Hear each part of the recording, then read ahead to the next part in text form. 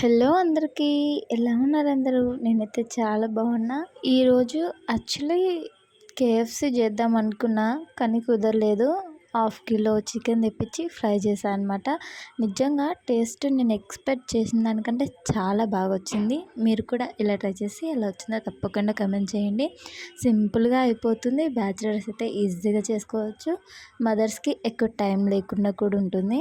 ఈ చిన్న చిన్న టిప్స్ పాటిస్తే నిజంగా కర్రీ మాత్రం నెక్స్ట్ లెవెల్ అంతే. ముందైతే ప్రాసెస్లోకి వెళ్ళిపోదాం. ఫస్ట్ 1/2 kg చికెన్ని మంచిగా వాష్ చేసుకోవాలండి. ఇప్పుడు స్టవ్ మీద ప్యాన్ పెట్టి ప్యాన్లో కొంచెం ఆయిల్ పోసి, ఆయిల్ హీట్ అయిన తర్వాత మనం కడిగి పెట్టుకున్న చికెన్ని అందులో వేసుకోవాలి. దానిపైన కొంచెం ఉప్పు, పసుపు వేసుకొని మంచిగా కలుపుకొని మూత పెట్టుకొని నీరు ఇంకిపోయిందాకా, అంటే 50% కుక్ అయిన దాకా ఉడకనివ్వాలండి. మూత పెట్టుకొని 50% మంచిగా కుక్ అయిన తర్వాత, అంటే ఫ్రై అయిన తర్వాత కారం, టేస్ట్కి తగ్గట్టు కారం వేసుకొని మంచిగా కలుపుకోవాలండి.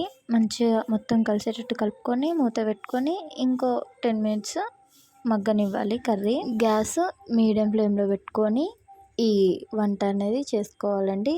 హై ఫ్లేమ్లో పెట్టద్దు, మరి లో ఫ్లేమ్లో పెట్టద్దు, మీడియం ఫ్లేమ్లో పెట్టుకొని చేసుకోవాలి. 10 minutes మగ్గిన తర్వాత ఫ్రెష్ అల్లం, అప్పటికప్పుడు పట్టిన అల్లం వేసుకోవాలి. 2 tablespoons, అదే మెయిన్ అనమాట.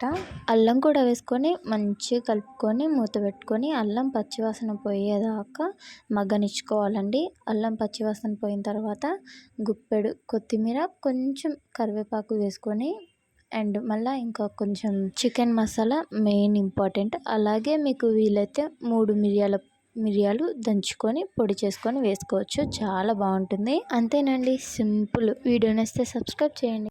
బాయ్.